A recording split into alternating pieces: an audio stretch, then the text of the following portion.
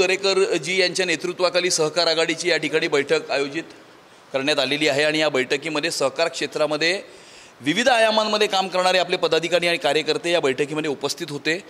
सहकार क्षेत्रामध्ये एक मोठं काम हे प्रवीण दरेकरजी यांनी उभं केलेलं आहे आणि ती पूर्ण सहकार आघाडीची जी ताकद आहे ती भारतीय जनता पार्टीच्या पाठीशी खंबीरपणे उभी आहे आणि भारतीय जनता पार्टीच्या सरकारच्या माध्यमातून आणि देवेंद्रजींच्या माध्यमातून प्रवीण दरेकरजी यांनी क्रांतिकारक अशा प्रकारचं काम हे मुंबई शहराच्या स्वयंविकासामध्ये त्या क्षेत्रामध्ये केलेलं आहे। आत्तापर्यंत 22 प्रकल्प त्यांनी पूर्ण केलेले आहेत आणि त्यामुळे खऱ्या अर्थानं मुंबईतल्या मराठी माणसाची सेवा करण्याचं काम हे सहकार क्षेत्राच्या माध्यमातून पुनर्विकासाच्या स्वयंपुनर्विकासाच्या माध्यमातून प्रवीण दरेकरजी यांनी देवेंद्रजींच्या मार्गदर्शनाखाली केलेलं आहे आणि त्यामुळे खऱ्या अर्थानं मराठी माणसाची सेवा या मुंबईमध्ये राहणाऱ्या मराठी माणसाची सेवा कोणी केली आहे याचं एक खूप मोठं प्रत्यय आहे।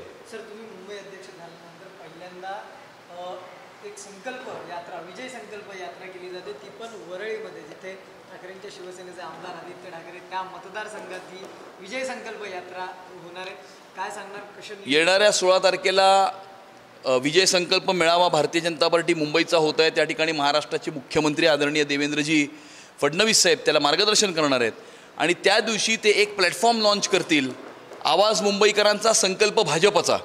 या प्लॅटफॉर्मच्या माध्यमातून प्रत्येक भारतीय जनता पार्टीचा कार्यकर्ता मुंबईकरांच्या दरवाजावरती जाईल, मुंबईकरांचे आशीर्वाद घेईल आणि मुंबईकरांच्या सूचना भारतीय जनता पार्टीच्या जाहीरनाम्याकरता हे जमा करतील, गोळा करतील आणि त्यातून भारतीय जनता पार्टीचा जाहीरनामा हा तयार होईल।